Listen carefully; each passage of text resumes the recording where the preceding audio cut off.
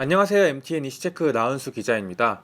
대한항공, 아시아나항공 합병의 사실상 마지막 퍼즐인 아시아나항공 화물 매각이 계속 지연되는 분위기입니다.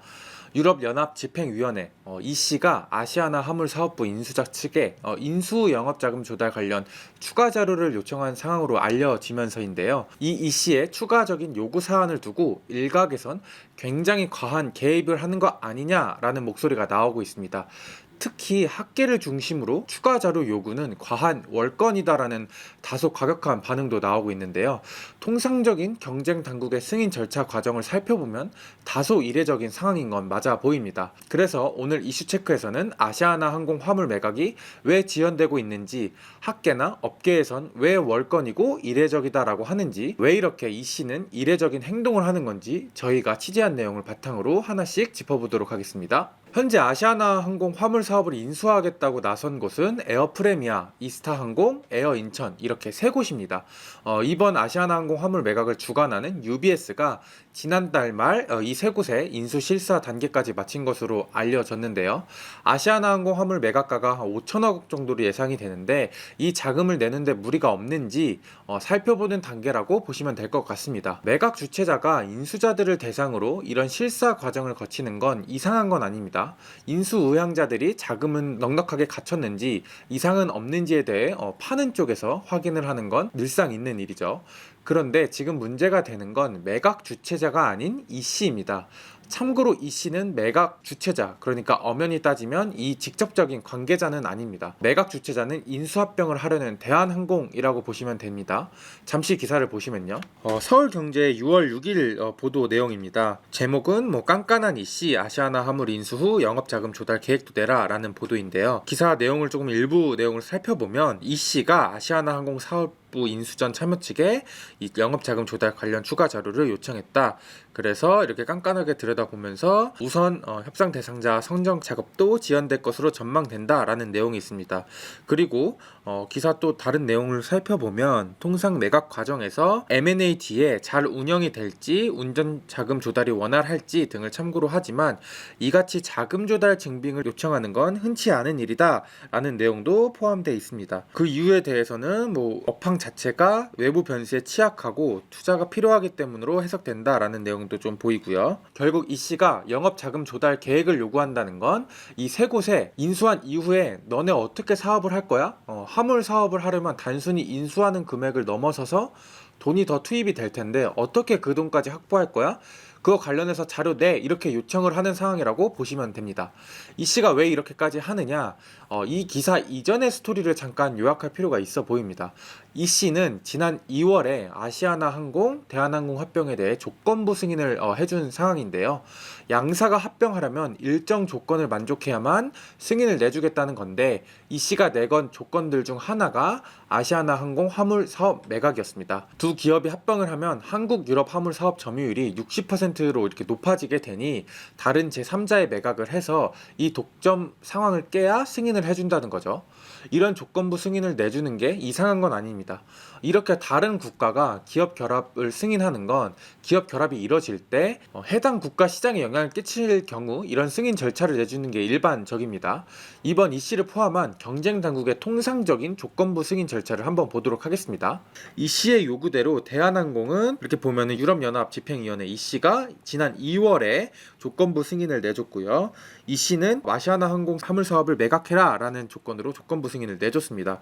그래서 매각 주체자인 대한항공은 인수자 물색에 나섰고 그 이후에 이렇게 에어프레미아, 이스타항공, 에어인천이 이 아시아나항공 화물을 인수하겠다라고 이렇게 의향을 내비친 상황입니다. 이 세 곳 중에 우선 협상 대상자 한 곳을 선정하게 되면 이 씨에 보고하게 되고 이 씨는 이 우선 협상 대상자가 정말 인수 여력을 갖췄는지 확인을 한 다음에 적합하다 싶으면 승인을 하게 되고 최종적으로 인수가 마무리된다 이렇게 보시면 될 것 같습니다.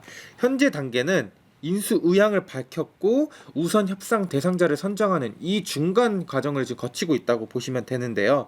근데 지금 기사에서 보시는 거는 이 단계에서부터 벌써 이 씨가 인수 의향자들한테 야 너네 이거 어떻게 돈 낼 건지 제시해.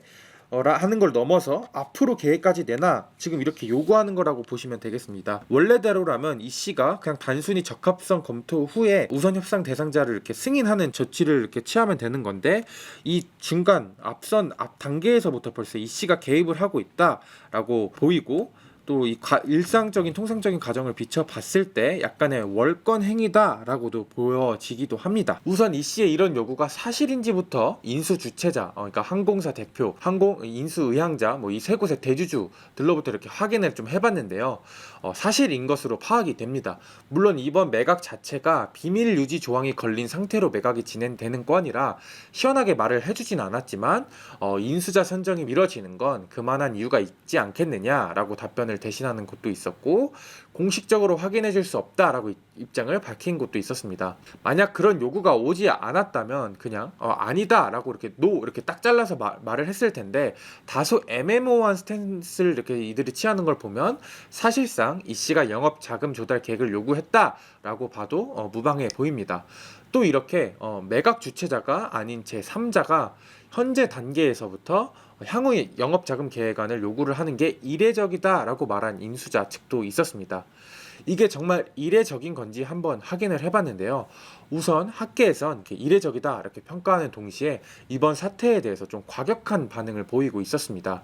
제가 취재하면서 들은 학계의 주요 코멘트들을 한번 정리를 해봤는데요. 우선 황용식 세종대 경영학부의 교수의 멘트를 보시면요, 최종적으로 우선 협상 대상자가 선정이 된 후 그 인수자가에 대한 인수 여력을 이 씨가 살펴보는 건, 그러니까 조건부 승인을 내준 이 씨가 살펴보는 건 통상적일 수 있다. 그런데 지금 우선 협상 대상자가 선정되지 않은 상황에서 세 곳의 상황을 모두 살펴보겠다는 건 인수자를 사실상 이 씨가 선정하겠다는 것이랑 다름없다.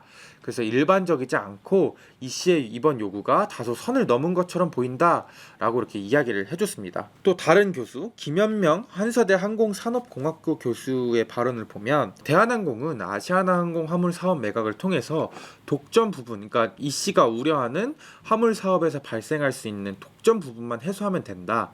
그런데 현재 이 씨의 요구는 매각의 전체적인 과정을 개입하려는 것으로 보인다.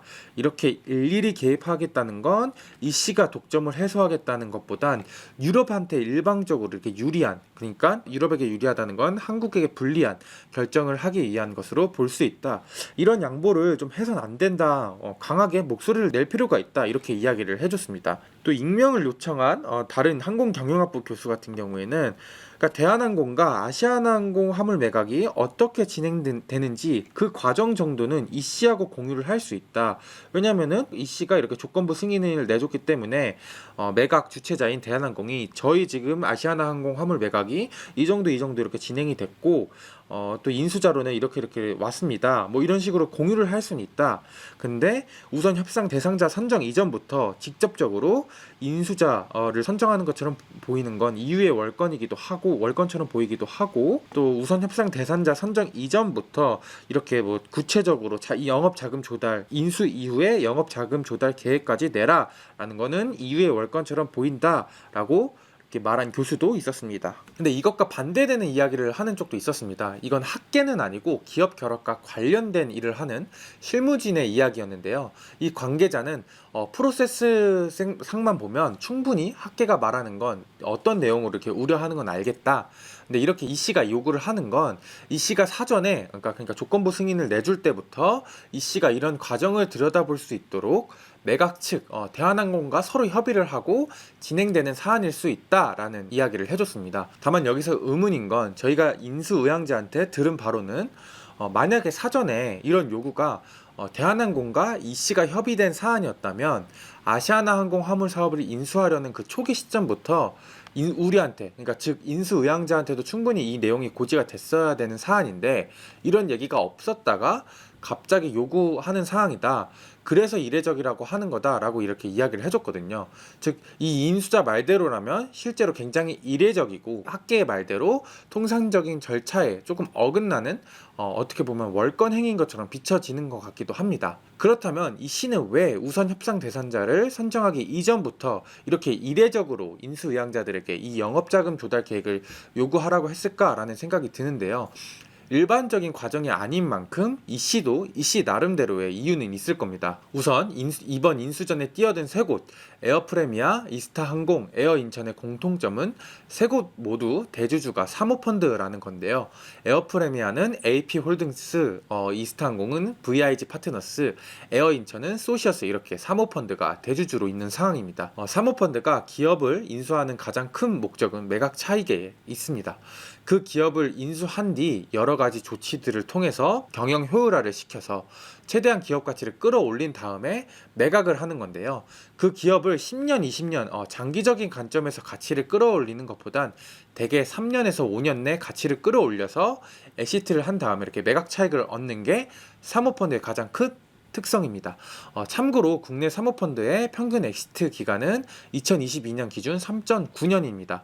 굉장히 짧은 기간이죠. 그래서 이 씨가 우려하는 것도 아시아나항공 화물을 인수한 이후에 사모펀드가 갑자기 엑시트를 해버리면 그 항공사는 다시 경쟁력을 잃게 될 수도 있고, 그렇게 되면 대한항공의 화물 독점 상황이 벌어질 수 있으니 인수 이후에 어떻게 할 건지 그 이후에 계획을 내라는 차원으로 인수 영업자금 조달 계획을 요구한 거다라고도 해석을 할 수 있어 보입니다. 그리고 저희가 취재한 바에 따르면 이 씨는 조건부 승인을 내줄 때부터 최소 3년은 대주주, 즉 사모펀드가 그 항공사를 매각하지 말아야 된다라는 전제 조건을 지금 붙인 것으로 지금 파악이 되고 있거든요. 상황을 종합하면 아시아나 화물 사업을 인수한 다음에 기업 가치를 끌어올려서 엑시트하지 말고 지속적으로 화물 사업을 할 주체자를 찾겠다는 게 이 씨의 입장인 것으로 보입니다. 또 사모펀드와는 별개로 이 기업 자체, 그러니까 항공사 자체가 인수 이후에 정말 독점을 깰 만한 경쟁력이 정말 있는지에 대한 의문도 이 씨가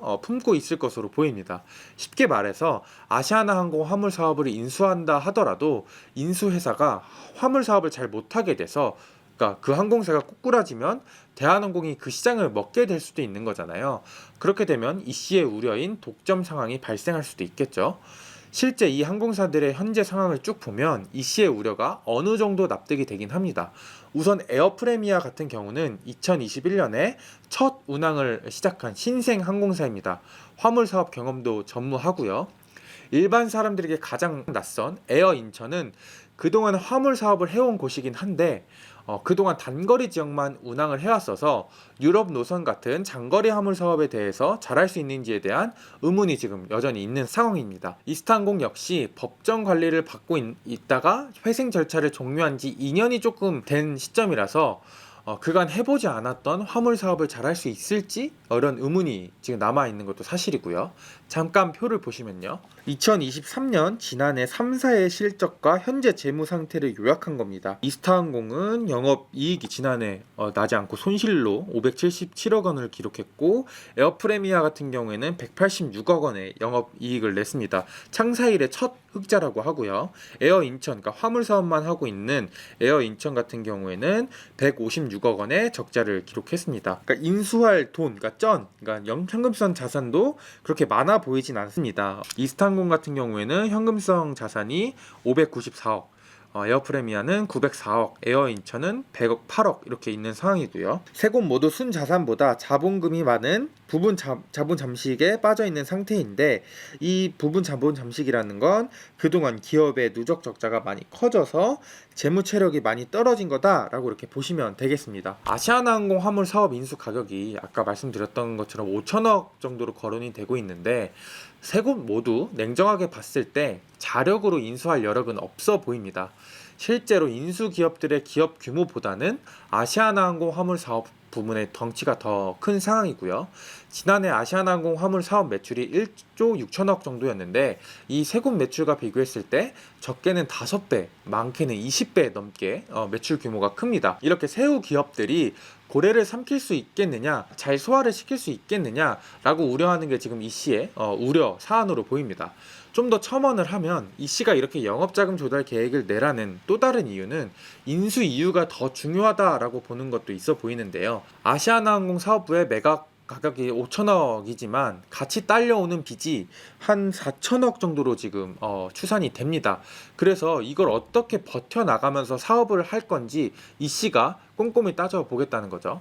아무리 대주주가 돈이 많은 사모펀드라고 해도 증자를 무한정해서 그러니까 자금을 그쪽에 몰아줘서 아시아나항공 화물 사업을 인수하고 그 사업을 계속 영위할 수는 없어 보입니다.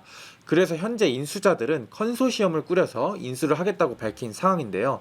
독자적으로 나서는 게 아닌 일종의 팀을 꾸려서 그 화물 사업을 인수하겠다는 거죠. 잠깐 보시면 에어프레미아는 JC 파트너스, MBK 파트너스, 파밀리온와 이렇게 컨소시엄을 꾸려서, 그러니까 이 세 곳의 사모펀드와 팀을 꾸려서 아시아나항공 화물 사업을 인수하겠다라고 지금 계획을 밝힌 상황이고요. 이스타항공의 대주주 VIG 파트너스, 그러니까 이스타항공 같은 경우에는 독자적으로 이렇게 인수전에 뛰어들 것으로 예상이 되는데, 그 인수금융, 그러니까 돈을 어디서 빌리느냐, 우리은행, NH투자증권으로부터 인수금융을 조달하겠다라고 계획을 밝힌 상황입니다. 에어인천 같은 경우는 인화전공, 한국투자파트너스 뭐 이런 곳들과 컨소시엄을 꾸려서 아시아나항공 화물 사업에 뛰어들겠다 이렇게 계획을 밝힌 상황입니다. 그러니까 새우 혼자 고래를 삼킬 수 없으니 친구들하고 같이 나눠서 소화를 시키겠다라는 것으로 보면 될 듯합니다.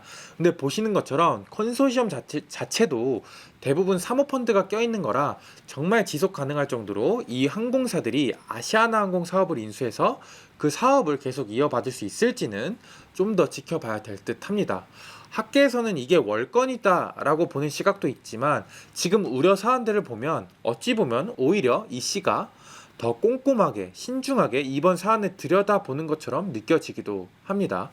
물론 이렇게까지 하는 건 전 세계적으로 이제 보호무역주의가 이렇게 좀 팽배해져 있는 탓에 최근 경쟁 당국에서 기업들의 인수합병에 좀 보수적인 스탠스를 취하는 경향이 있어서 좀 이거 갖고도 좀 맥락이 좀 닿아 보이기도 하고요. 오늘은 대한항공 아시아나항공 합병의 마지막 퍼즐이라고 불리는 화물 매각이 왜 이렇게 지지부진한지, 이 씨가 왜 이렇게 다소 이례적으로 과한 요구를 하는지 좀 중심으로 살펴봤습니다.